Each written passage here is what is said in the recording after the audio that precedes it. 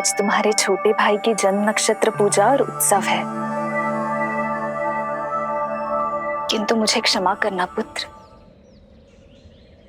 मैं चाहते हुए भी तुम्हें वहां नहीं ले जा सकती।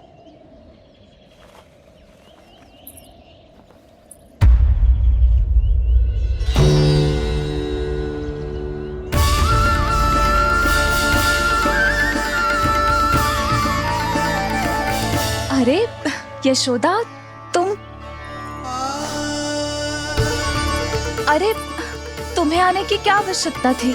मैं आ ही रही थी ना। चलो, पूजा का मुहूर्त बीता जा रहा है, चलो।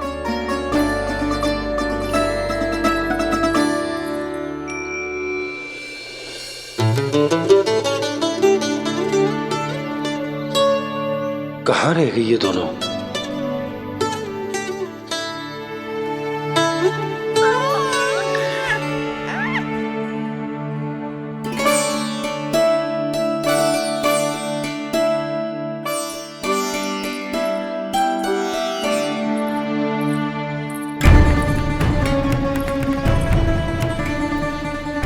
तेरी मैया को क्या हो गया लल्ला? जाते समय तो इतनी उत्साहित थी और आते हुए मुंह इतना उतरा हुआ है जैसे किसी ने इसकी बचिया खोल दी। मैया बड़ी माँ के दुख से दुखी है बाबा। सब कुछ ठीक तो है? आजा।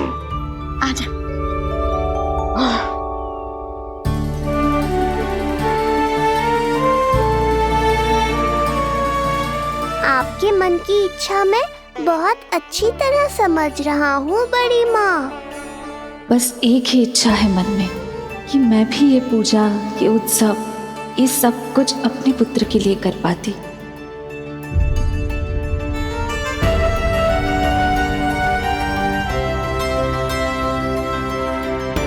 आपका दुख मुझसे छुपाना है जिज्जी। मुझे लल्ला के सारे उत्सव मनाते देखकर आपको कैसा लग रहा होगा, मुझे आभास है। चिंतित ना हो मैया, आज का ये शुभ दिन बड़ी माँ की दुविधा का समाधान लेकर आएगा।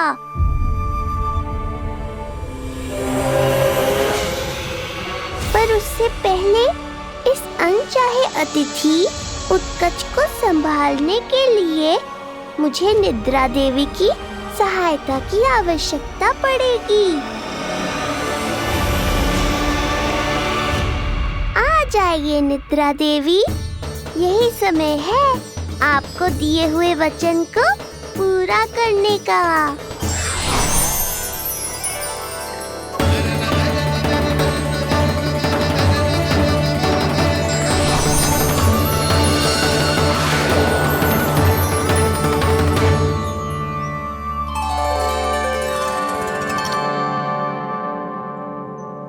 अब तुझे नींद आ रहा है? कल रात को कही थी ना अच्छे से विश्राम कर लल्ला। जो तो सोगा, ऐसे तो सुलाने में इतनी उठा पटक करा तो है। अब देखो। नंदराज जी, रानी जी, पूजा की सारी तैयारियां हो गई हैं। अब विधि आरंभ कीजिए। पंडित जी, लल्ला बहुत गहरी नींद में सो गया है। जे पूजा में लल्ला की आवश्यकता नहीं है, बस आप दोनों हैं तो पूजा हो जाएगी। यशोदा, तुम लल्ला को उचित स्थान पर सुला दो, व्यर्थ ही यहाँ इसकी नींद टूटेगी। चल लल्ला, आजा।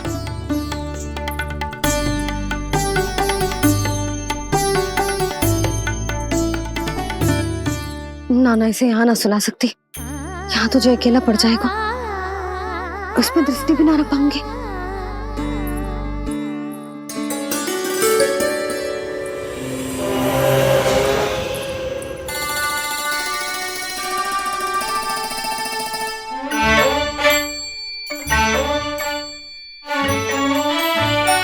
यहाँ सुलाया तो जे सारी की सारी आके इसके साथ खेलने लगेंगी, शांति से सो भी ना पाए कुछ।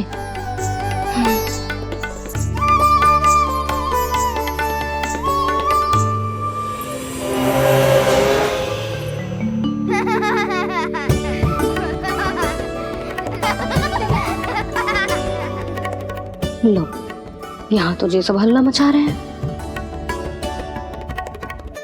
ये है मेरा घोड़ा और ये है मेरी गाड़ी और ये बैठा है हिरण।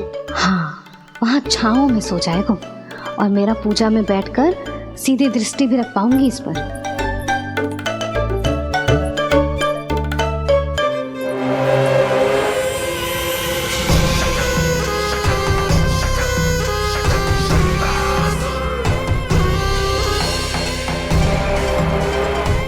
लगा था बहुत श्रम करना पड़ेगा इस बालक तक पहुंचने के लिए, किंतु ये तो हिरण का वो शावक निकला जो अपना वध करवाने के लिए स्वयं ही सिंह के माथ तक पहुंच गया है। उज्जवल, लल्ला पे दृष्टि रखेगो? हाँ रखूंगा ना ताई जी। खेल खेल में भूल तो ना जाएगो? ठीक है। ठीक है मतलब भूल जाएगो? ना ना, दृष्टि रखोगो। देखियो इसे कोई छेड़े ना, हाँ? और धूप लगे ना तो इधर उधर खसका के छाव में कर दी। मेरा अच्छा बच्चा। और हाँ, खिसकाते समय ध्यान रखियो लल्ला मेरी दृष्टि के सामने ही रहे। आप चिंता मत ही करो ताई जी, बचपन से ही बच्चों को संभालना आता है मुझे। यशोदा, शीघ्रता करो।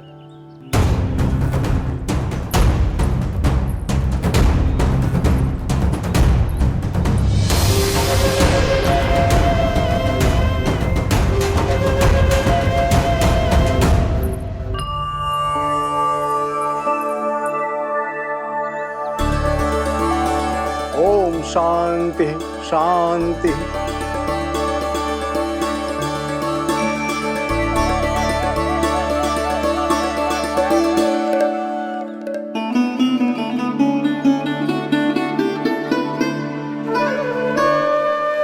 अब प्रथमेश भगवान श्री गणेश की पूजा करेंगे। भगवान श्री गणेश को गंध, हल्दी और धूप चाहिए। परम धाम परम ब्रह्म परेशम परमेश्वरम विघ्न निघ्नकरम शांतम पुष्टकांतम।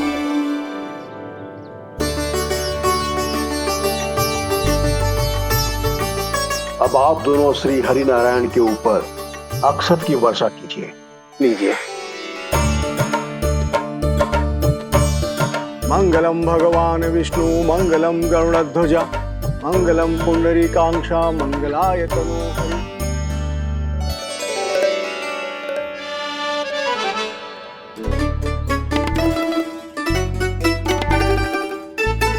यशोदा,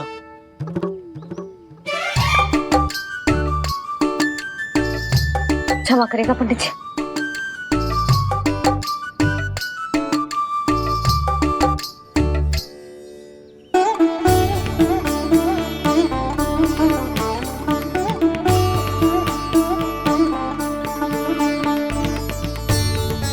षोडशोपचार विधि संपन्न हुई।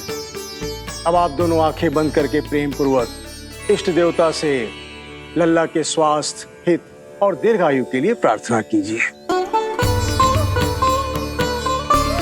परम धाम परम ब्रह्म परेशम परमेश्वरम विघ्न निघ्नकरम शांतम पुष्टकांतमनंतकम सुरासुरेंद्र सिद्धेंद्र स्तुतम स्तौम्य परात्परम सुरपति दिनेशम जगणेश कलायनम इदं स्तोत्रम महापुण्यम विघ्नशो।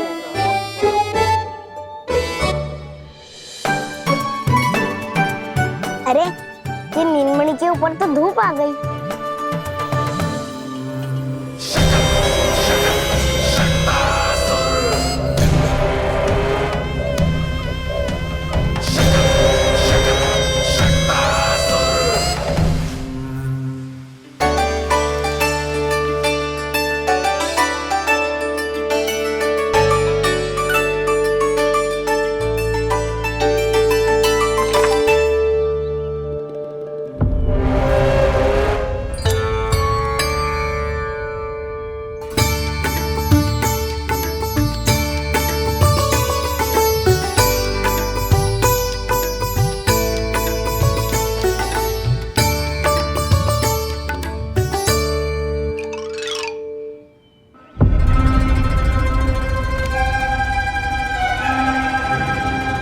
ये धूप तो बार बार आ रही है नीलमणि पर, किंतु ताई जी की बात भी माननी है।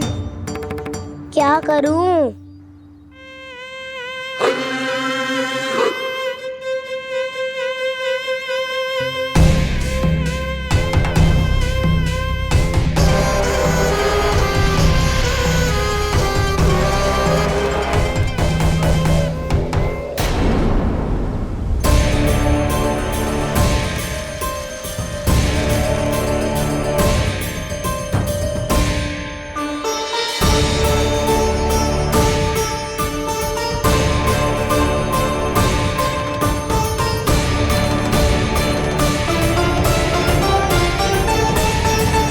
जे उज्जवल भी ना एक कार्य ठीक से ना कर सकता। कहाँ है लल्ला?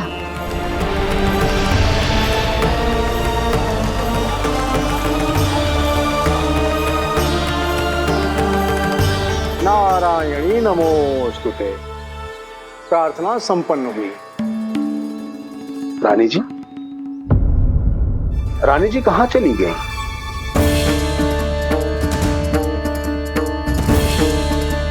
वो रहो, उज्जवल तो पक्की छाव में करती हूँ। मैं व्यर्थ ही क्रोधित हो रही थी। यशोदा, पूजा का संकल्प लेने के पश्चात ऐसे ऐसे उठकर जानो ठीक ना है।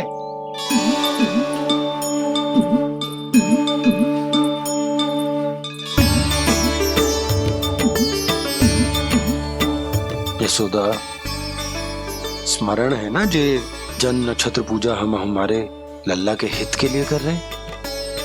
ओम सहना भवतु सहनो भुनक्तु सह वीर्यं करवावहै तेजस्विनावधीतमस्तु मा विद्विषावहै। ओम भद्रं कर्णेभिः सूर्यां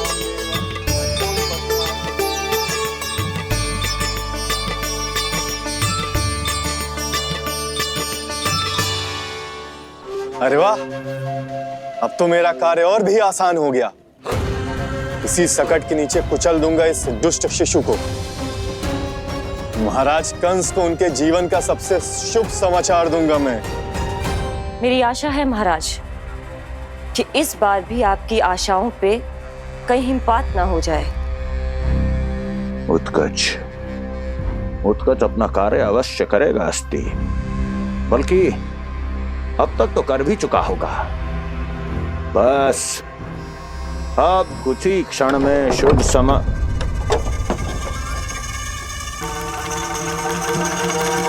लो,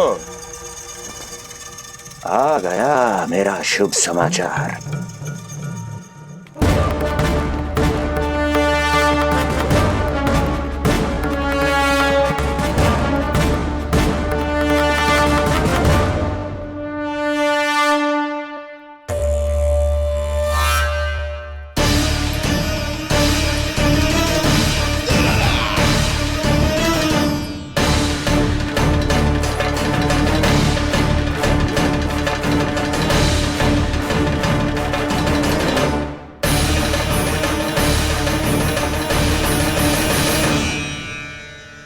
शुभ समाचार की प्रतीक्षा कर रहे थे आप, पर आया कौन?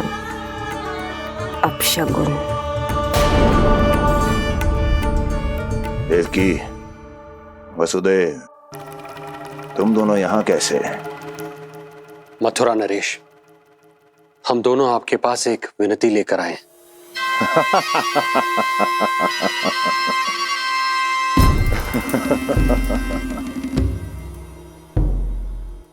जानते हो वसुदेव, मुझे आश्चर्य इस बात का नहीं कि तुम मेरे पास विनती लेकर आए हो। मुझे आश्चर्य इस बात का है कि तुमने ये सोच भी कैसे लिया कि तुम्हारी विनती यहां स्वीकार करी जाएगी। मैं जानती हूं आपके हृदय के किसी कोने में हमारे बचपन की स्मृतियां अभी भी जीवित है। आपको स्मरण है, मैं आपकी वही बहन हूं जिससे आप इतना प्रेम करते थे कि अपना सब कुछ। बस सीधा सीधा बोल, क्या चाहिए तुझे? अधिक कुछ नहीं महाराज, हम दोनों एक बार गर्ग ऋषि के दर्शन करना चाहते हैं। महल से बाहर जाना चाहते हैं ये। महाराज, इन्हें इतनी छूट देने की आवश्यकता नहीं है। पर आपको यह सुनकर अच्छा नहीं लगेगा महाराज कि आपकी बहन और आपका बहनोई आपसे कुछ छुपा रहे हैं। मेरे दुखों का भार मेरे सहन शक्ति से अधिक हो गया था, इसलिए बहुत साहस बटोर कर आई हूं।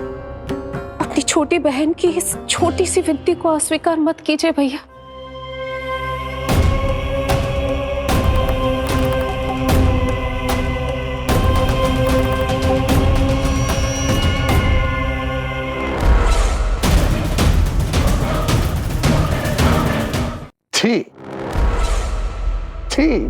छी। कैसा भाई हूं मैं। मेरी बहन और मेरा बहनोई सामने खड़े हैं और मैं एक अभिमानी सम्राट की तरह इस सिंहासन पर बैठा हूं। छी। नहीं नहीं, ऐसे हाथ जोड़कर मुझे लज्जित ना करें। अरे हाथ तो मुझे जोड़ने चाहिए आप दोनों के सामने। ए देवकी, क्या तेरा भाई इतना निर्दयी है क्या? अरे तेरी एक छोटी सी इच्छा भी स्वीकार नहीं करूंगा क्या? क्या चाहती है? गर्ग ऋषि के आश्रम जाना है तो जा। कुंवर जी, आप तनिक भी चिंता मत कीजिए। कंस अपने परिवार की इच्छा पूरी नहीं करेगा तो किसकी करेगा? आप बस यात्रा की तैयारी कीजिए। आपकी यात्रा का प्रबंध शीघ्र ही हो जाएगा। धन्यवाद मथुरा नरेश। बहुत बहुत धन्यवाद भैया। ठहरिए।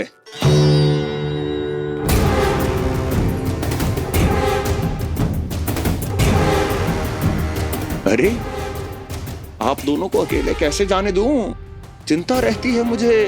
दसों दिशाओं में शत्रु हैं मेरे। कहीं कुछ अनहोनी घटित हो गई तो? कुंवर जी, आप एक काम कीजिए, आप दुर्जन को साथ ले जाइए।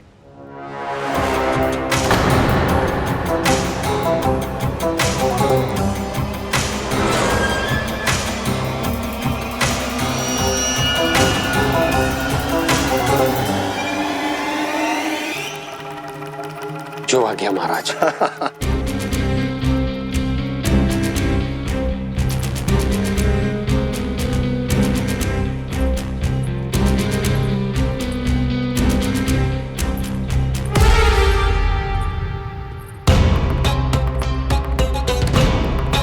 आपने इन्हें जाने की आज्ञा क्यों दी स्वामी? मेरा सुझाव क्यों नहीं माना आपने? हर समय तुम्हारा सुझाव मानना आवश्यक नहीं है प्रिय। जाल बिछा दिया है ये देखने के लिए कि ये दोनों मेरे विरुद्ध क्या षड्यंत्र रच रहे हैं।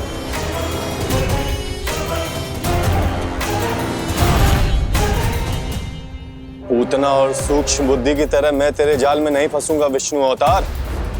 उन्होंने तेरे सामने आने की भूल की थी, पर मैं तुझे दिखाई नहीं दूंगा। अदृश्य रूप में ही तेरा वध करूंगा।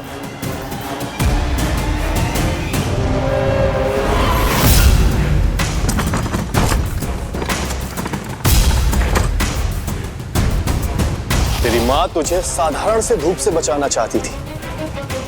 क्या दशा होगी उसकी जब मैं तुझे इस सकट के नीचे कुचल दूंगा।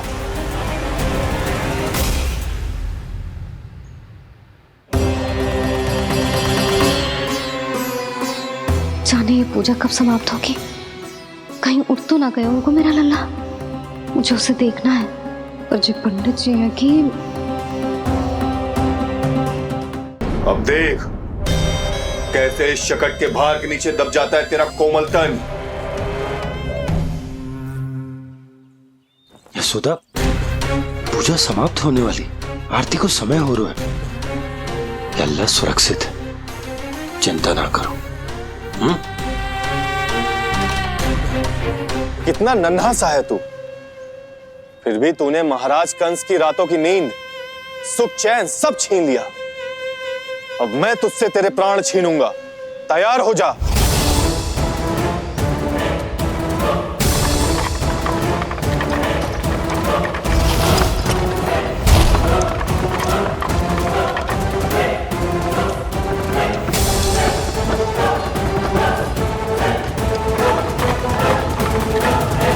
ये क्या हो रहा है?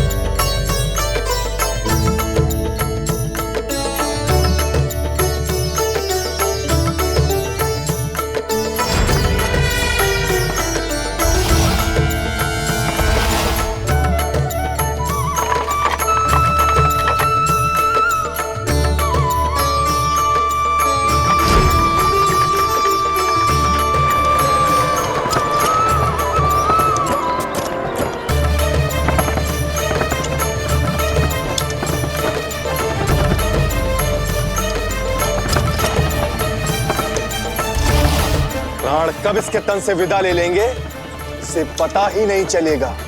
ताई जी! जशोदा ताई जी!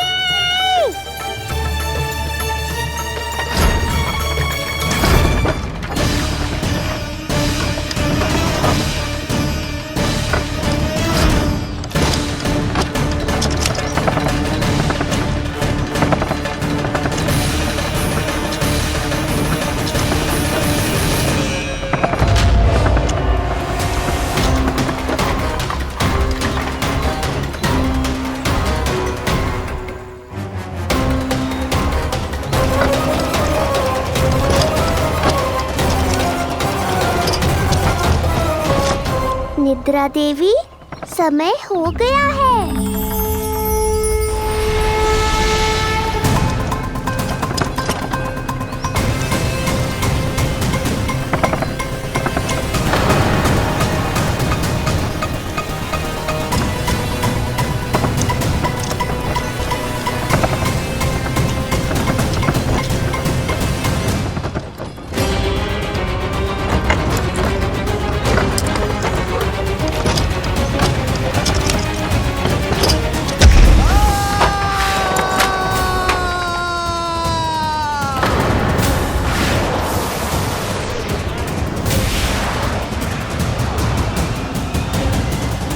बोलो श्री नारायण भगवान की जय।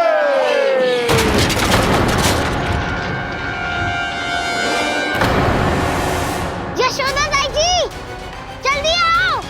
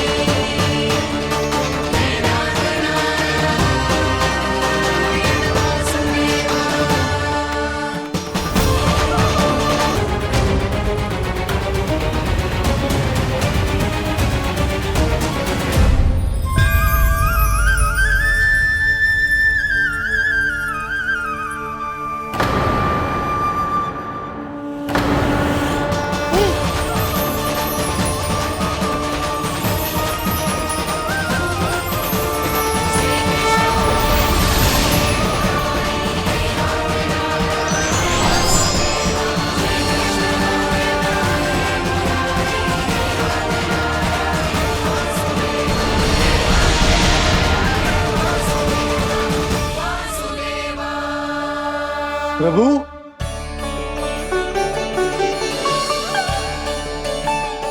प्रभु, मैंने आपके अवतार को हानि पहुंचाने का प्रयास किया, फिर भी आपने मुझे दर्शन दिया। देने ही पड़े। तुम्हें मेरे चरणों का स्पर्श जो मिल गया, तुम्हें आश्चर्य हो रहा होगा। एक साधारण से स्पर्श से तुम्हें वो मिला जो बड़े से बड़े ऋषियों को भी कठिन से कठिन तपस्या के बाद भी नहीं मिलता। इसका उत्तर तुम्हारे अतीत में छुपा है। दैत्य हिरण्याक्ष के पुत्र के रूप में तुम्हारा जन्म हुआ था। शीघ्र ही तुम बहुत अधिक विशाल और असीम बलशाली हो गए थे, पर तुम अपनी शक्ति का प्रयोग अनुचित ढंग से करते थे। एक दिन तुमने महर्षि लोमस के आश्रम में बहुत ही उत्पात मचाया, हरे भरे वृक्षों को नष्ट कर दिया।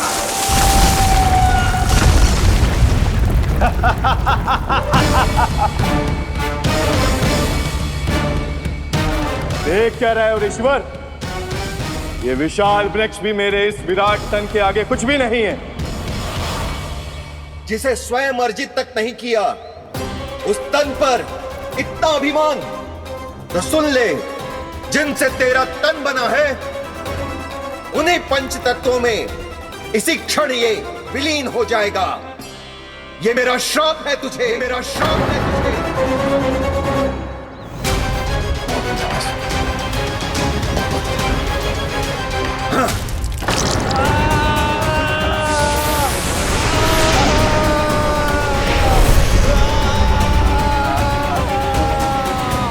पर तभी तुम्हें अपनी भूल का आभास हुआ और ऋषि लोमस से तुमने क्षमा याचना की। क्षमा करे ऋषिवर, क्षमा कर, मैं मूर्ख, अभिमानी हूँ, अज्ञानी हूँ, परंतु आप तो दया के सागर है। कृपा करे ऋषिवर, कृपा करे। बिना तन के मैं कैसे जीवित रह पाऊंगा? तुम जीवित भी रहोगे और अपने दैनिक कार्यों का संचालन भी कर पाओगे, किंतु सजीव प्राणियों या निर्जीव वस्तुओं की सहायता से ऐसा जीवन तो मृत्यु के समान है ऋषिवर। इससे अच्छा है आप मुझे जीवन से मुक्ति दे दो। मुक्ति भी अवश्य मिलेगी तुम्हें, पर जब तुम परम प्रभु श्री हरि नारायण के चरणों का स्पर्श करोगे, चरणों का स्पर्श करोगे। और यही नहीं शक्तासुर, कल जब तुम मुझे खोज नहीं पा रहे थे तब भी तुमने हार नहीं मानी। 7 प्रहर तक 7 बार मेरी और मेरे गोकुल की परिक्रमा की। इस क्रम में तुमने अनजाने में ही अपना पश्चाताप पूरा किया और पुण्य अर्जित कर लिया। इसलिए मैं तुम्हें मोक्ष प्रदान करता हूं। इसलिए मैं तुम्हें मोक्ष प्रदान करता हूं।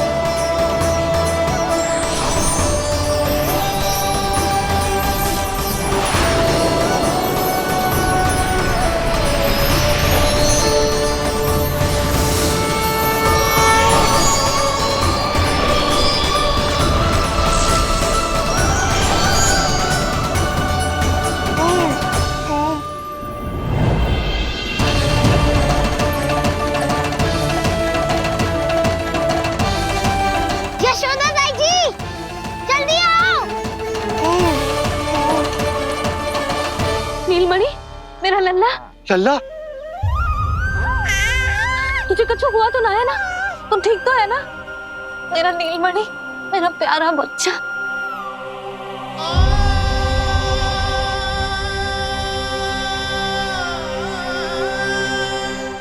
भोला, बंसी, ये सब क्या है?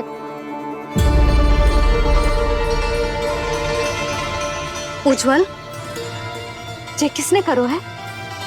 और देख, कहानी मत सुनाइयो। उज्जवल पुत्र, कैसे हुआ ये सब? किसने किया? और किसने? महाबली नीलमणि ने, बड़ी ताई जी।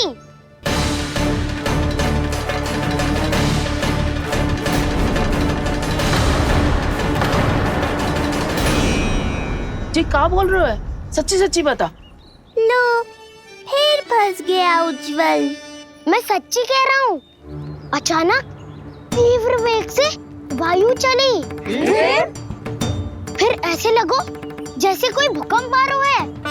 और फिर जब मैंने देखा तो ये सकट अपने आप हिल रही थी, खड़खड़ खड़खड़ खड़खड़ खड़खड़। फिर मैंने साहस दिखाया और उस सकट को रोकने का प्रयास करो, पर सकट ना रुको, जे हिले ही जा रहा था, खड़खड़ खड़खड़ खड़खड़ खड़खड़ खड़खड़ खड़खड़। और फिर ऐसे ही हिलते हुए अचानक से आगे बढ़कर सीधा नीलमणि के ऊपर चला आए हो। और फिर सकट भी हिल रहा था, खड़खड़ खड़खड़, और सकट का सामान भी हिल रहा था, थरथर थरथर।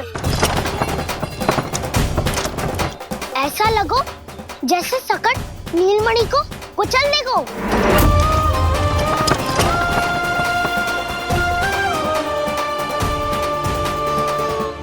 पर तभी जे जाग गए हो, इसने खींचकर अपने पांव का प्रहार करो और चीख गया सकट आकाश पे।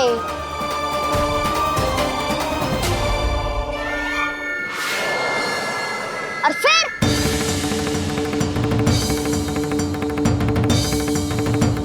धड़ाम, सब भूमि पे गिरकर चकनाचूर।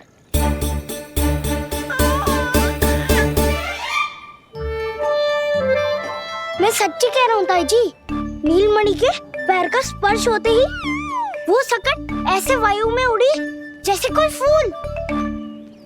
अच्छा, और जो तेरे हाथ में ये माखन है, ये भी अपने आप उड़ के आ गया होगा ना? हाँ, मैं सच्ची कह रहा हूँ। सदा बड़पोलापन, ये अच्छी बात ना है लल्ला। सत्य बता। मैया, मैं सत्य बोल रहा हूँ। ये सकट अपने आप ही आयो था और नीलमणि के प्रहार करते ही दूर जा गिरो। अरे ये बड़बोले से पूछने से अच्छा है कि हमें स्वयं विचार करना चाहिए कि ये सकट टूटा कैसे। हाँ नंदराज, हाँ हम भी आरती के लिए भीतर चले गए थे। हाँ। अरे आप सब मेरा विश्वास क्यों ना कर रहे हो? नीलमणि के प्रहार से ही उज्जवल, सकट बहुत पुराना था, पहिया ढीला होकर खुल गया होगा। यशोदा, अनेक कारण हो सकते हैं, चिंता करने की कोई आवश्यकता ना है। मैं चिंता क्यों करने लगी भला? मेरे नीलमणि के गले में रक्षा वाला कंठक पहले से ही है, और हम ये सब पूजा पाठ इतने विधि विधान से इसी के लिए तो कर रहे हैं, है ना पंडित जी? हाँ रानी जी। तो बस फिर मेरे लल्ला को कछु क्यों होने लगो? और आप सब स्वयं ही देख लो ना, जे इतना बड़ा सकट टूट के बिखर गया है, किंतु मेरे लल्ला को एक खरोच भी ना आई। इसका अर्थ तो यही है ना कि हम जो भी कर रहे हैं सही कर रहे हैं। मुझे चिंता करने की कछु आवश्यकता ही ना है। चलो सब भीतर चलते हैं। हाँ हाँ, लल्ला को भूख भी लगी आई होगी। चल।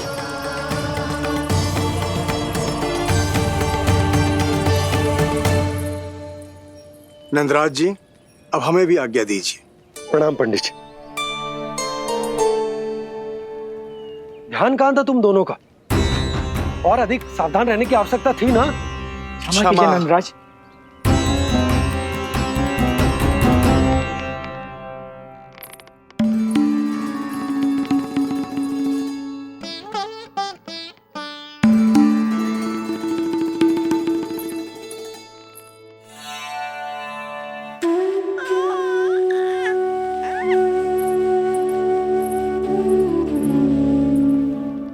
यशोदा, क्या हुआ? बोलो ना, क्या सोच रही हो? मुझे बहुत चिंता हो रही है जीजी। मेरे लल्ला के साथ कुछ ना कुछ दुर्घटना होती रहती है।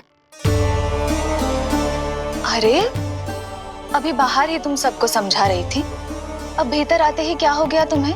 बाहर समझाने वाली मैं ना थी जीजी, वो तो गोकुल की रानी जसोदा थी, किंतु भीतर से मैं अपने नीलमणि की मैया हूँ, बस। और एक मैया को कितनी चिंता होती है, इसे आपसे अधिक कौन जान सकता है। बहुत बड़ा धक्का लगा है मैया को इस घटना से। अब तो ये मेरी रक्षा के लिए और भी अधिक चिंतित हो जाएंगी। यंत्र का कंठक, पूजा पाठ, इतने सारे प्रहरी, सुरक्षा के प्रबंध, यदि इतने सबके बाद भी मैं अपने लल्ला की रक्षा न कर पाई तो मुझसे अधिक अभागी कौन हो सकती है? मैं तुम्हारे मन की दशा समझती हूँ यशोदा। इसी चिंता के कारण ही तो मैंने आज तक अपने पुत्र को छुपा कर रखा है। मैं जानती हूँ जीजी, मैं समझती हूँ। मैंने तो नीलमणि के लिए इतने सारे संस्कार भी करो है, पूजा पाठ की है,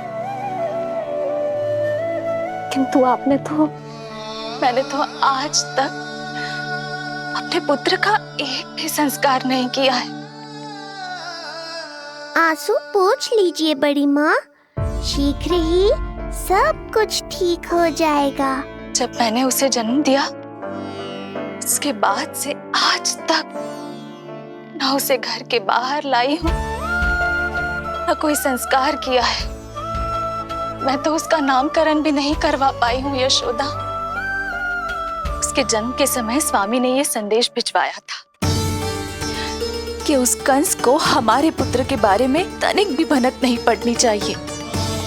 तब से आज तक भय के छाव में जीती आई हूँ कि वो कंस कहीं हमारे पुत्र को भी ना मार दे, जैसे देवकी के सारे संतानों को मार दिया है।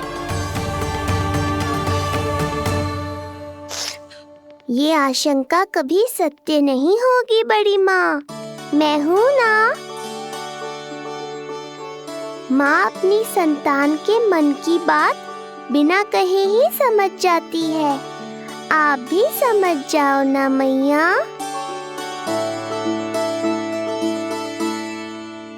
जीजी हमें रोना ना चाहिए।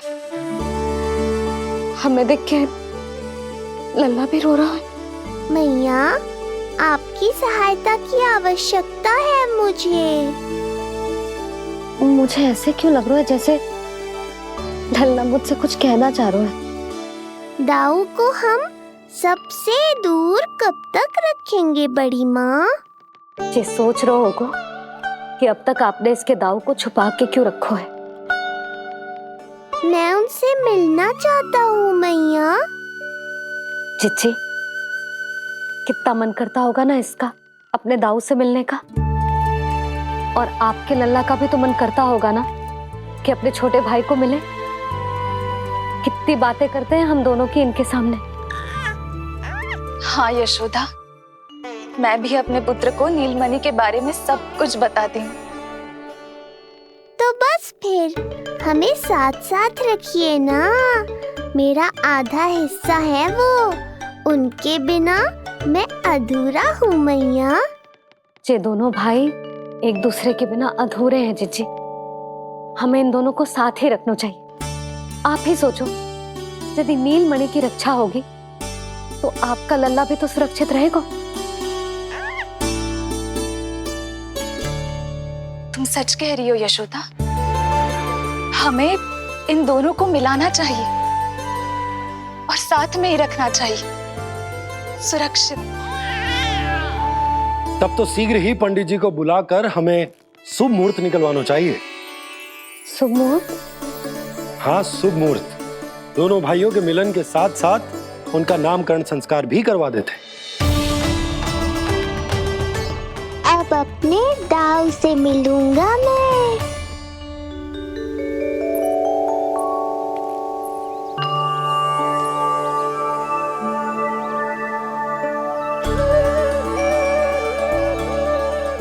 ऋषिवर की दिव्य आभा के कारण ये वातावरण कितना शुद्ध, कितना पवित्र लग रहा है ना। हाँ देवकी, इनका तेज ही ऐसा है कि इनके निकट केवल पवित्रता ही वास कर पाती है। किसी भी प्रकार की दुष्टता इनके पास जाने से पहले ही नष्ट हो जाती है।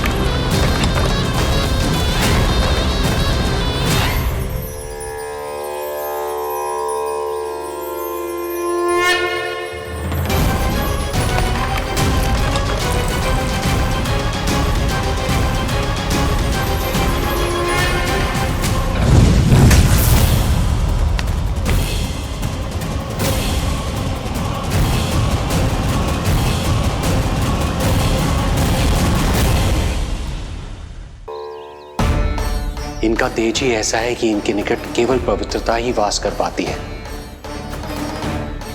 किसी भी प्रकार की दुष्टता इनके पास जाने से पहले ही नष्ट हो जाती है। यदि महर्षि की इच्छा के बिना मैंने भीतर प्रवेश किया तो कहीं ये मुझे श्राप ना दे दे। नहीं, इससे तो अच्छा है कि मैं यहीं आश्रम के बाहर रुकूं और यहीं से इन दोनों पर दृष्टि रखूं।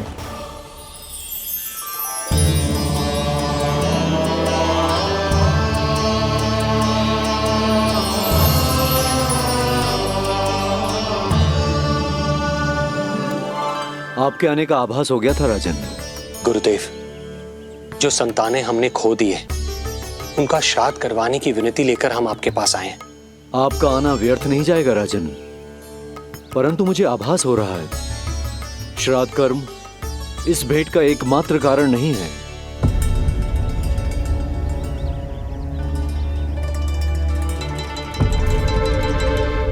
आपको उसकी या कंस की चिंता करने की कोई आवश्यकता नहीं है। निश्चिंत होकर बताइए कि आपकी इच्छा क्या है। गुरुदेव, वर्तमान में मेरी प्रथम पत्नी रोहिणी पुत्र सहित गोकुल में निवास कर रही है। हमारे उस पुत्र का और भाभी यशोदा के पुत्र का नामकरण संस्कार करवा दीजिए। बस यही हमारा सौभाग्य होगा। मुझे कुछ सुनाई क्यों नहीं दे रहा है? देवी रोहिणी से उत्पन्न आपका पुत्र यादव कुल का राजकुमार है और यादवों का गुरु होने के नाते उसका संस्कार कराना हमारा कर्तव्य है। परंतु यशोदा पुत्र का नामकरण वो आप मुझसे क्यों करवाना चाहते हैं?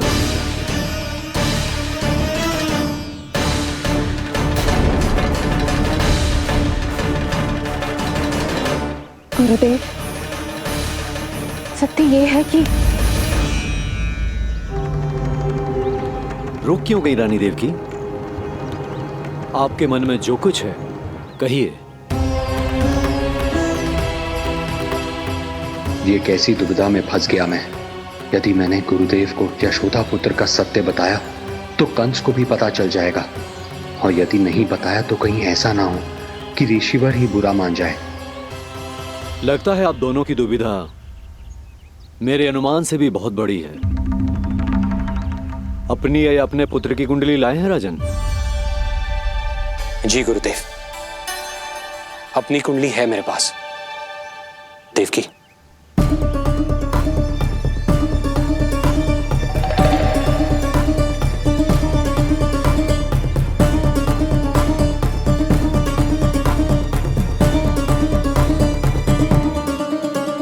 जो रहस्य आप नहीं बता पा रहे हैं राजन, वो ये कुंडली बताएगी।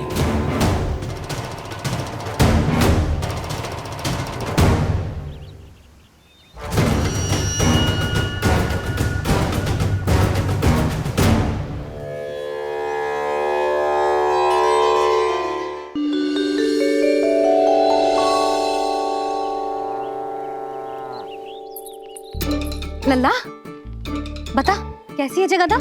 मैया को हो क्या गया है आज? देख, सही सही बताइयो।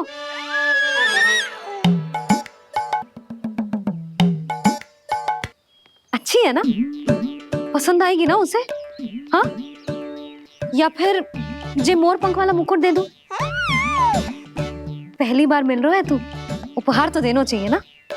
पर बड़े तो वो है ना मैया, उपहार तो वो देंगे मुझे।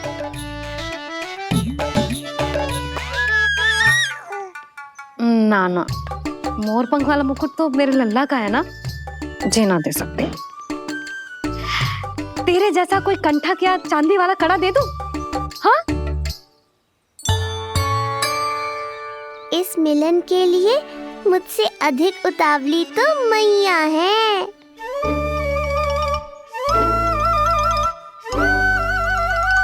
अच्छा, जे उपहार छोड़,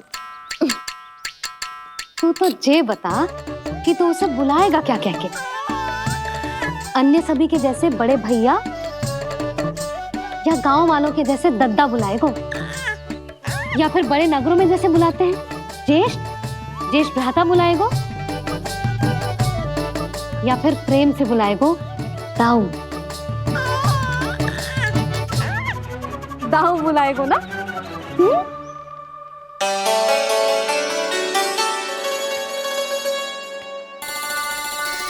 सुनो आपने, हमारे लल्ला ने निर्णय ले लियो, ये अपने भैया को ताऊ कहकर बुलाएगो। अरे वाह, लल्ला ने बोलना भले ही ना सीखो, परंतु तुम्हें बता दियो। और नहीं तो क्या, लल्ला कुछ कहे ना कहे माँ तो समझ जाती है ना लल्ला?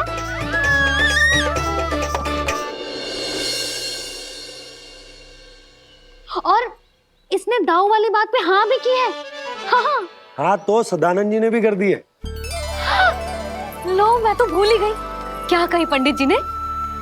बता तो ना यशोदा, बाहर से आया हूँ, हाथ पैर तो धो लूं। हाँ, ये लो। अब बताओ, कब का मुहूर्त निकालो है? तनिक हाथ मुंह पूछ लूं। अब बताओ क्या कही उन्होंने? यशोदा थक गए हूँ, तनिक सांस तो लेने दो। हार से आया हूँ, जल ना पूछोगी?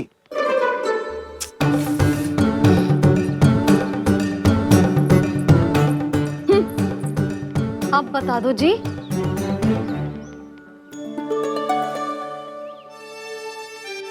बाबा अब बता भी दो, नहीं तो खेल खेल में खेल हो जाएगा। हाँ बताओ।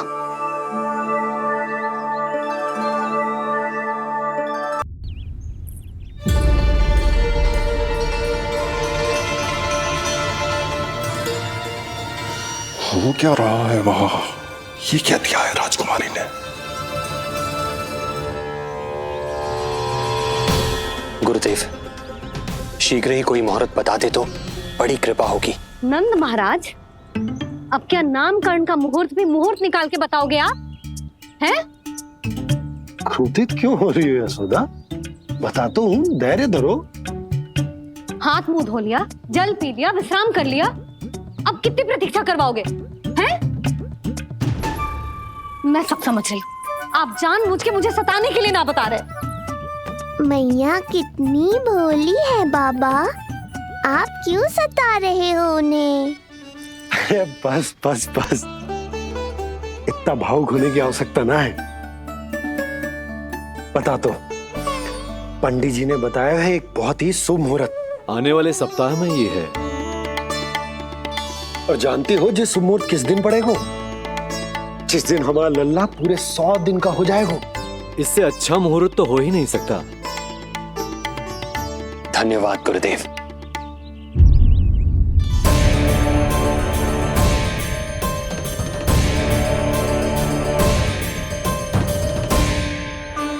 क्या हुआ गुरुदेव? कुछ समस्या है क्या?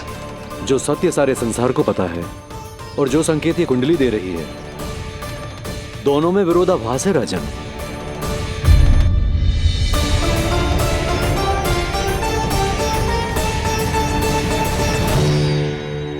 मैंने कहा ना राजन, उसकी चिंता करने की आवश्यकता नहीं है। ये कुंडली मुझसे कह रही है कि आपके भाग्य में केवल पुत्र थे। आपके भाग्य में केवल पुत्र थे, तो पुत्री कैसे हुई? इस कुंडली के अनुसार आपकी दोनों पत्नियों के एक एक पुत्र जीवित हैं।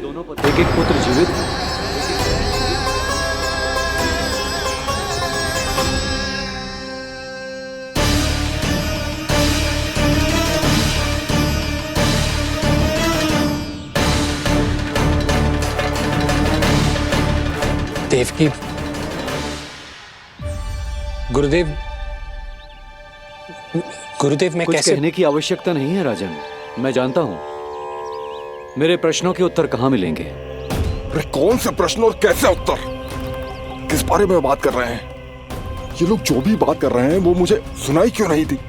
सही समय की प्रतीक्षा कीजिए राजन, आपके दोनों कार्य पूर्ण होंगे।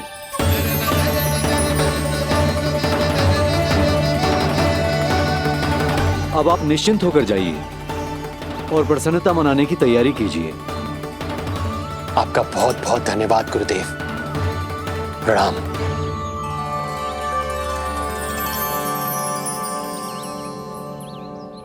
सच्ची?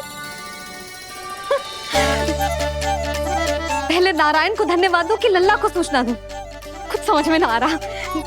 लल्ला मैं अभी आया।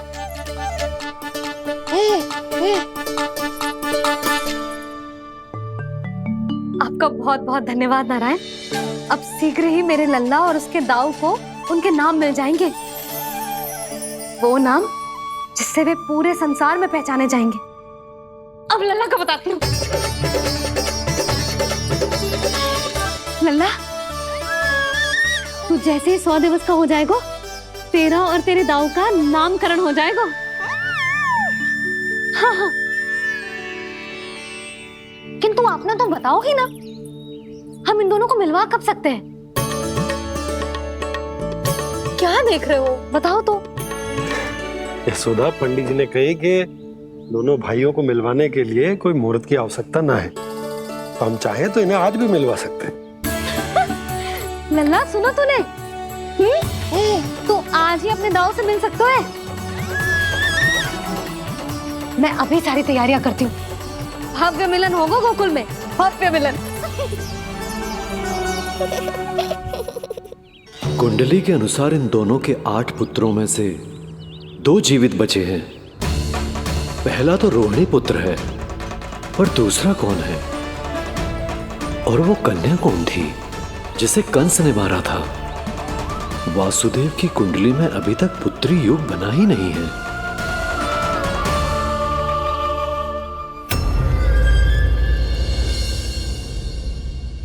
तू मुझको क्या मारेगा?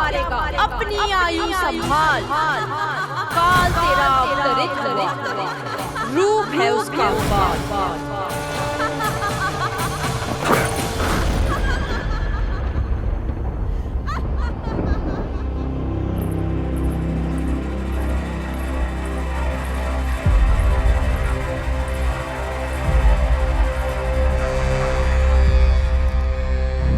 आधी रात को इस तरह से उठकर बैठे हुए हैं आप स्वामी। मैं ये तो नहीं जानती कि किस बुरे स्वप्न ने आपकी नींद छीन ली है, परंतु इतना अवश्य जानती हूँ कि जो सूचना ये गुप्तचर लेकर आया है, इसे सुनकर आप रात भर सो नहीं पाएंगे।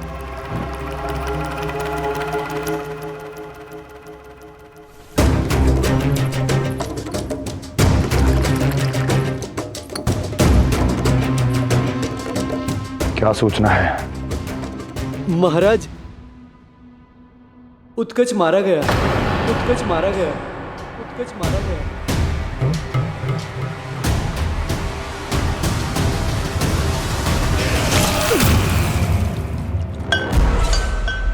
सूद वूद खो गए हो क्या अपनी? जो दिखता ही नहीं उसे मारा कैसे जा सकता है? इसने स्वयं देखा था महाराज। जिस शकट में समाकर शक्तासुर उस बालक को कुचलने वाला था, आपके शत्रु ने उसी शकट को चकनाचूर कर दिया।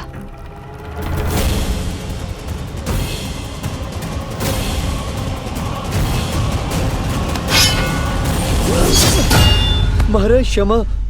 लगता है आपके सैनिक और तलवार दोनों की धार कुंद पड़ गई है महाराज।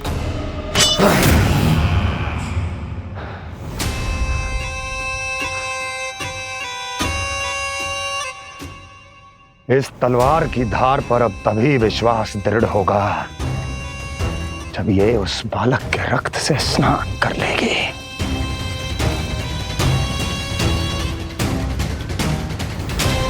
और कैसे? कैसे?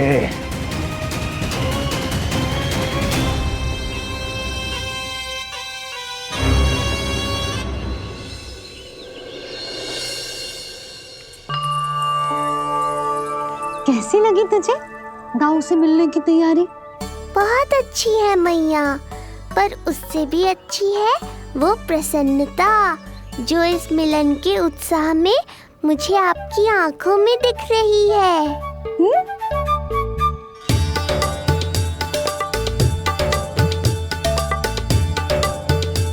यशोदा, तुमने तो 2 भाइयों के मिलन को भी त्योहार बना दिया। हाँ तो जे किसी त्योहार से कम थोड़ी ना है। जे शुभ दिन दोनों भाई के मिलन को पूरा गांव देखेगो। तो फिर अब बड़ी मैया को बुलाओ ना मैया। यशोदा जी, रोहिणी जीजी इतनी प्रतीक्षा क्यों करवा रही है? इतने दिवस से छुपा के रखे हो लल्ला को, अब तो शीघ्रता करनी चाहिए ना, है ना भाभी? प्रतीक्षा अवश्य की है, किंतु फल भी तो मीठा मिलेगा। आती होंगी रोहिणी जीजी।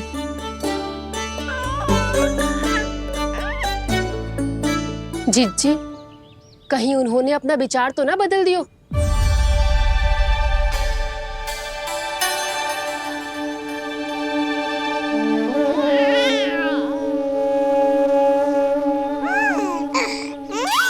कितनी शीघ्र चिंतित हो जाते हो आप सब। देखो आ रहे हैं वो। लाल छुपा रखने को विवश थी नियति की सताई,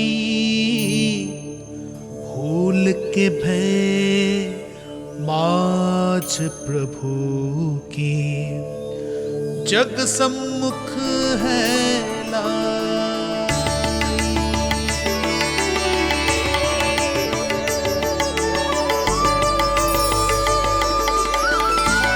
देखो तो कितनी मधुर मुस्कान है।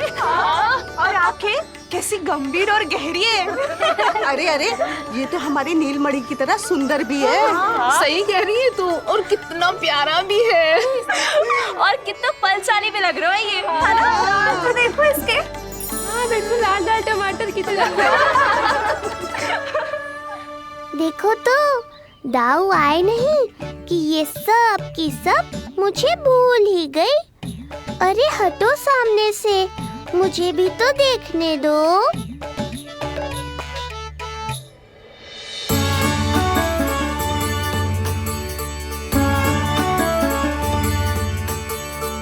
मैया सहायता करो ना।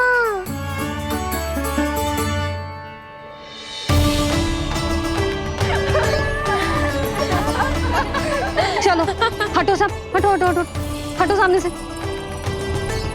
चलो दोनों भाइयों को एक दूसरे से मिलने तो दो।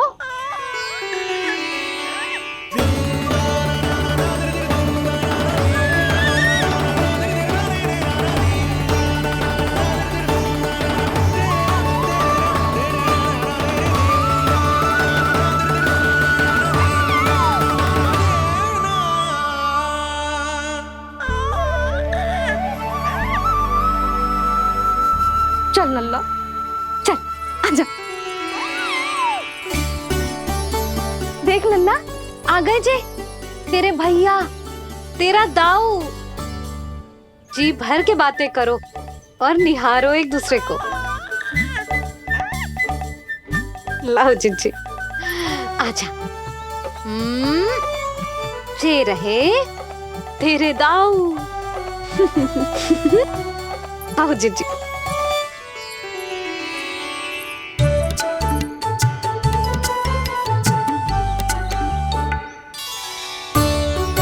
स्वागत है दाऊ। कितनी प्रतीक्षा के बाद अब जाकर आपसे भेंट हुई है।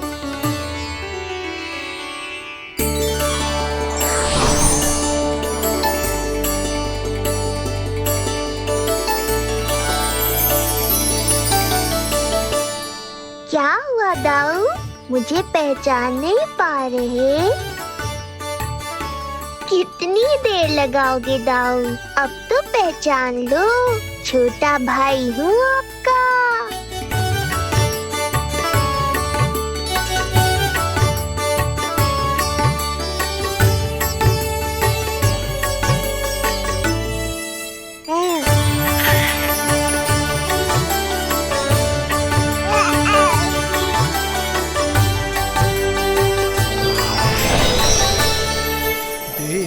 प्रभु को भक्त शेष की आंखें है भर आई, भावुक हरि भी निहारे की अब मिलन की बेलाई।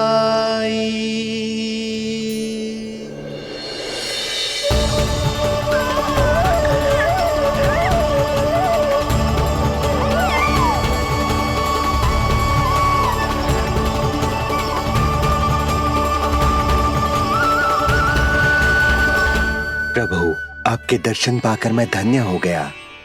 प्रभु नहीं, छोटा भाई पुकारो शेष। ये कैसे संभव है? आप नारायण हैं, मेरे प्रभु।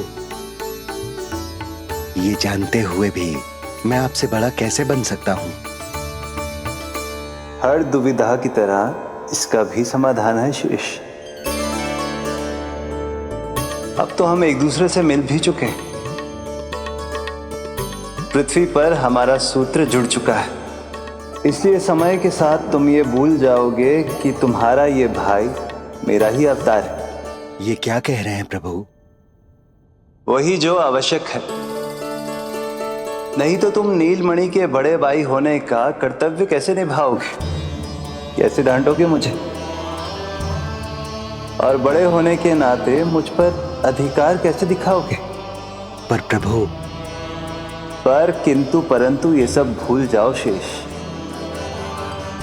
आज से इसी क्षण से मैं हूं तुम्हारा छोटा भाई और तुम मेरे ताऊ। मैं हूं तुम्हारा छोटा भाई और तुम मेरे ताऊ। नारायण नारायण दाऊ। दोनों इतने सुंदर लग रहे हैं, मेरी तो दृष्टि भी ना हट रही इससे। कहीं मेरी ही दृष्टि ना लग जाए नहीं। ये तो प्रतिदिन की कथा है दाऊ। हे नारायण, मेरे कानों से तो अभी से रक्त निकलने लगा। आदत डाल लो दाऊ, अब तो सहना ही पड़ेगा। वो देख रहे हो, सुलक्षणा चाची सबसे अधिक चतुर यही है। केवल अधिक चतुर ही नहीं नीलमणि, बहुत अधिक सयानी भी है ये।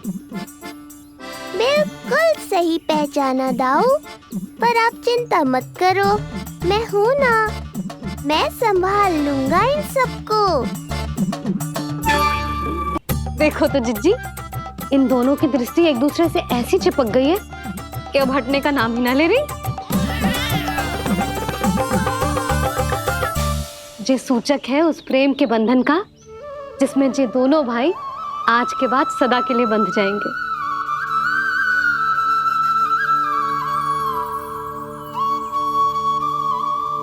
मुझसे भूल हो गई यशोदा, मैंने इन दोनों को पहले ही मिलवा देना चाहिए था।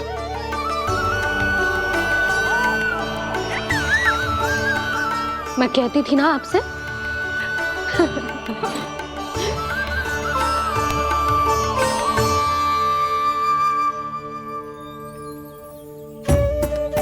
आई मैं।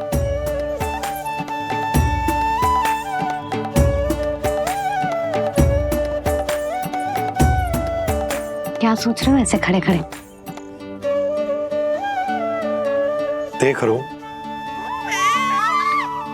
दोनों भाइयों का जे मिलन किसी त्योहार से कम थोड़ी ना। सही कहा था तुमने।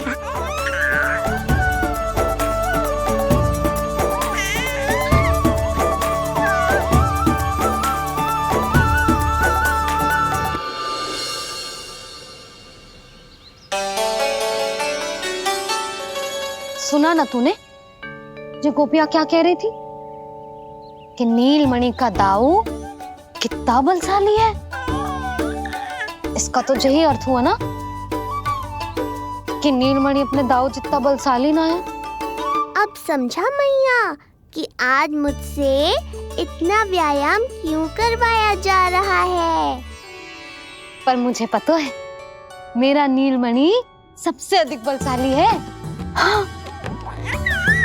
उज्जवल ने कही थी ना, नीलमणि ने यूं उड़ा दिया था काले कौवे को मथुरा की ओर।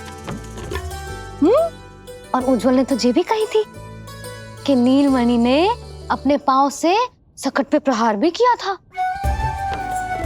कैसे किया था प्रहार? ऐसे किया था। लग गई मैया को।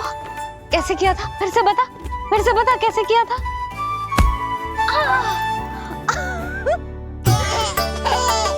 मेरे लल्ला में कितना बल है। मैया को ही धकेल दियो पीछे। अच्छा ही है कि आप उज्जवल के कहे को गंभीरता से नहीं ले रही, नहीं तो आपका ये रूप मैं कैसे देख पाता मैया। फिर से बता कैसे मारा था? कैसे मारा था?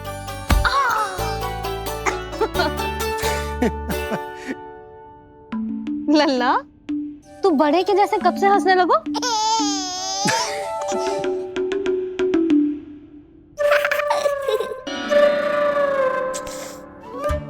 आप यहाँ क्या कर रहे हो? छुप छुप के मैया और लल्ला को खेलते हुए देखने के अतिरिक्त और कोई कार्य ना है आपके पास? कार्य तो है,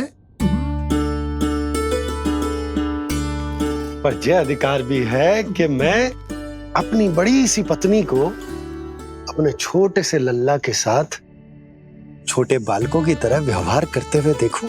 हाँ? अब देख लियो ना, अब जाओ अपना कार्य करो। कार्य तो कर लूंगा, परंतु मेरा पेट मुझसे कह रहा है कि इसे भूख लगी। भूख लग गई? भोजन का समय होगा। अभी लगाती हूँ भोजन।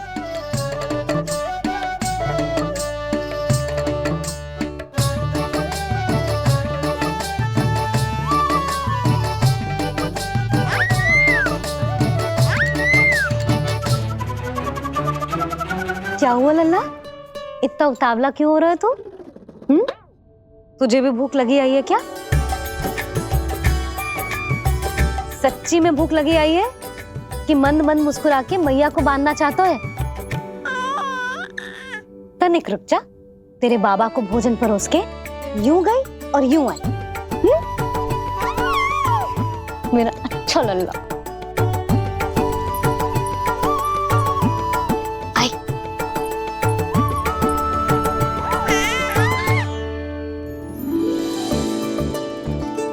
आज केवल रोटी है खाने में?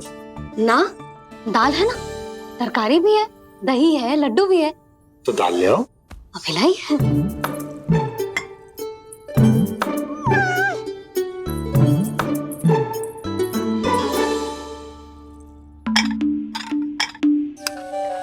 अवश्य भूख ही लगी होगी उसे। यशोदा, दही नहीं दाल। क्षमा करना, भूल हो गई।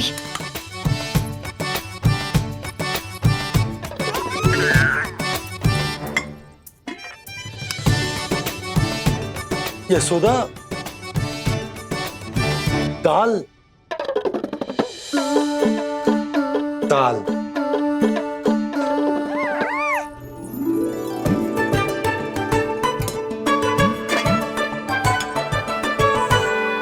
अब ऐसे क्या देख रहे हो?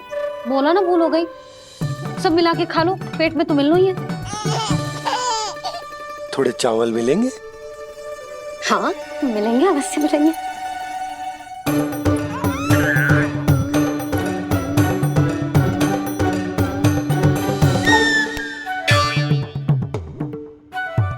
लड्डू नहीं, चावल।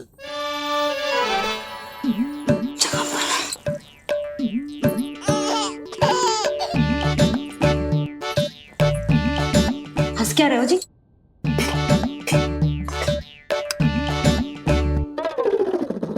आज व्यायाम भी बहुत कस के करवाओ था मैंने, कहीं अधिक भूख तो ना लगी होगी। सच्ची है सुधा, बिल्कुल ना बदले तू। पहले रामू की चिंता में व्याकुल रहती थी और अब हम नीलमणि में तुम्हारा मन लगा रहता। हाँ तो लल्ला भूखा हो और मैया का मन व्याकुल भी ना हो, ऐसा हो सकता है भला? फिर तो दूध पिला दो ना उसको। जाऊं? शीघ्र जाओ। किंतु आप तो खा रहे हो ना पतिदेव। वही तो यशोदा, मैं खा रहा हूं, किंतु वो भूखो है। जाओ। ठीक है। यहाँ थी तो लल्ला की भूख के लिए चिंतित थी, अब वहां जाएगी तो पक्का मेरे भोजन के बारे में चिंता करेगी। कहीं आधे ही भूख में ना उठ जाए तेरे बाबा, उन्हें कुछ और चाहिए होगा तो? सही कहा था बाबा ने, वहाँ मेरी चिंता थी, यहाँ बाबा की चिंता है। सच्ची मैया, अनोखी हो आप। अरे इतने से पेट भर गया तेरा? ना, ये वाली मुस्कुराहट तो मत ही दिखा मुझे। इतनी शीघ्र तेरा पेट भर ही ना सकता। मैया जानती है अपने लल्ला की भूख।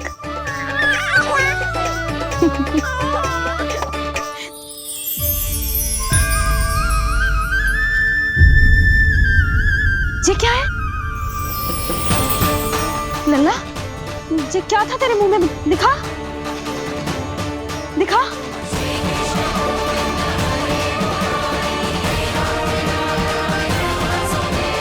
मैया को सब पता है, इतनी जल्दी तेरा पेट भर ही ना सकता।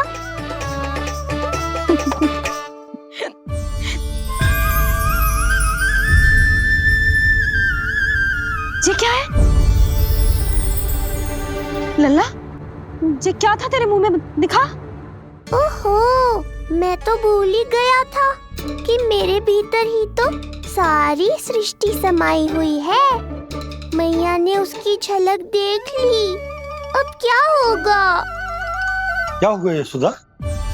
सुनो जी, हमारे लल्ला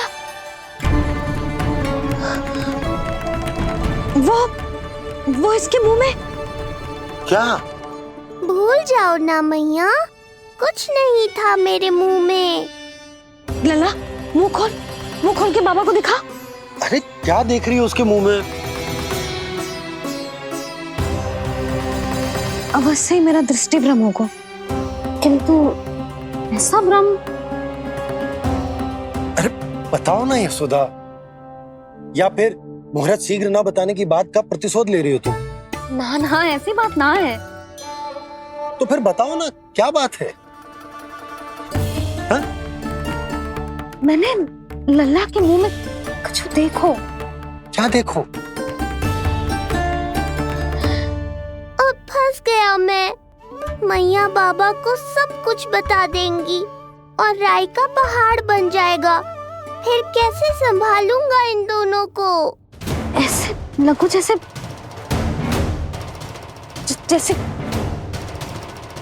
पूरा का पूरा ब्रह्मांड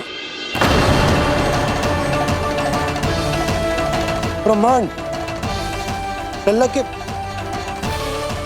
मुंह में। अच्छा, तुम मेरा मुंह देखो।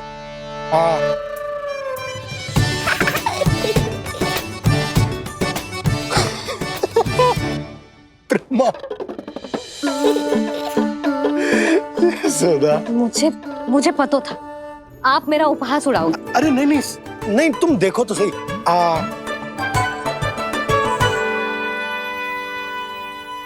ब्रह्मांड ना सही, गोकुल तो दिखना चाहिए।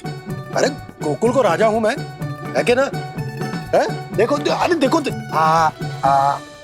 धन्यवाद बाबा, आपने इस बात को गंभीरता से नहीं लिया, इसलिए अब मैया भी नहीं लेंगी। आज तो बचा लिया आपने। आज के बाद ना आपको कुछ बताऊंगी ही ना। आप जाओ, नामकरण उत्सव की तैयारी करो। और हाँ, इस बार भी उत्सव छोटा ही करना है, जो तो मत ही बोलना आप। हाँ। अब इसे कैसे समझाऊं कि हम कोई भी उत्सव बड़ा ना कर सकते? व्यर्थ ही कंस की दृष्टि पड़ जाएगी हम पर।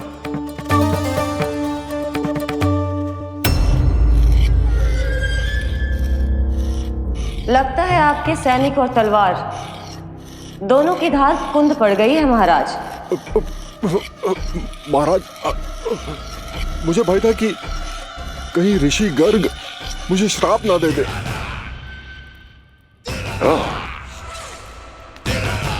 तो श्राप से भयभीत हो गए दुर्जन, किंतु कंस तो कोई श्राप नहीं देता, सीधा मृत्यु देता है। ऐसा न करे महाराज, दया करे, दया निदान। यदि मैं उनकी इच्छा के विरुद्ध भीतर जाने की कोशिश करता तो जितनी सूचना मुझे मिली है उतनी भी नहीं ला पाता। तब आपको कैसे पता चलता महाराज कि आपकी बहन और बहनोई मात्र अपनी मृत संतानों के श्राद्ध के लिए वहां नहीं गए थे?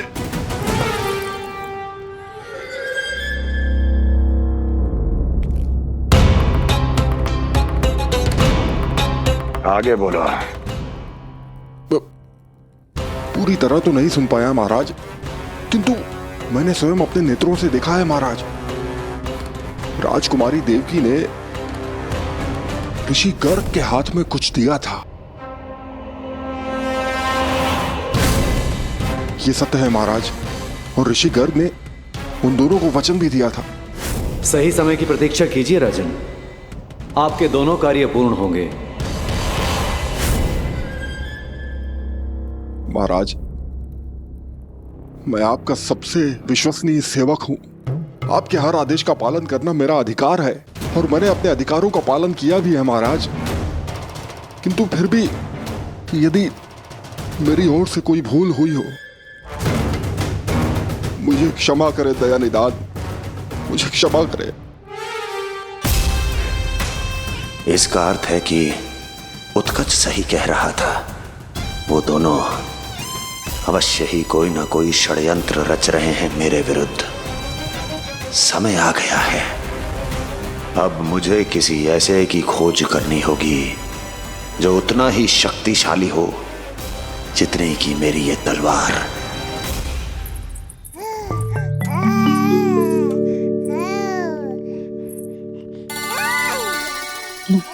अभी से पुकारने लगो जी, अभी तो आई हूँ रसोई में।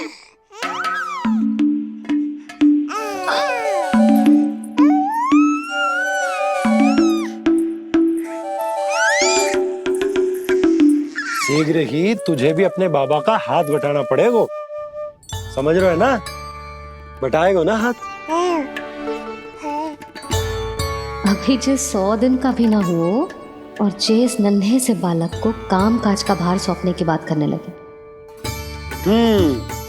काम का नाम सुनते ही मुख से स्वर ना निकल रहे तेरे। अभी तो बड़ा ऊ कर रहा था। बता, हाथ बटाएगो के ना? अरे बता ना।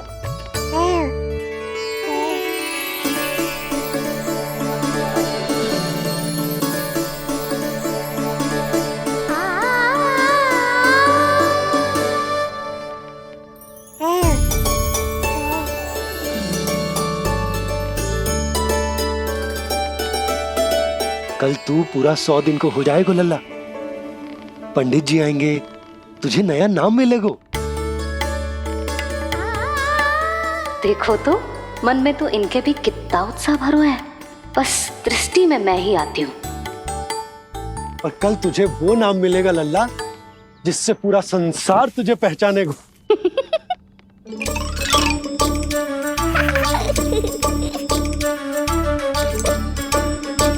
अब लल्ला, कितना कार्य शेष है और तूने मुझे बातों में लगा लियो। मुझे क्यों फंसा रहे हो बाबा? छुपाने की कोई आवश्यकता ना है। जितनी उत्साहित मैं हूँ उतने ही उत्साहित आप भी हो इसके नामकरण को लेके, पता है मुझे। लल्ला के नामकरण पे उसके बाबा उत्साहित ना होंगे? बिल्कुल होंगे, इसीलिए तो कह रही हूँ अपना उत्साह बांटो अपने लल्ला के साथ। मैं अभी आई। अच्छा, ऐसे तो तुम लल्ला को छोड़ के कहीं ना जाती। अभी कहाँ चली? रोहिणी जिज्जी के पास, और कहाँ। लल्ला और उसके दाव के नामकरण की तैयारी करनी है कि ना? कितने लोगों को आमंत्रित करना है, कितने प्रकार की मिठाइयां बनानी है, ढोल वाले को कितने बजे का समय देना है, ये सब सुनिश्चित करना है ना, ताकि जे उत्सव गोकुल का सबसे बड़ा उत्सव हो। अरे सूची देनी है जिज्जी को।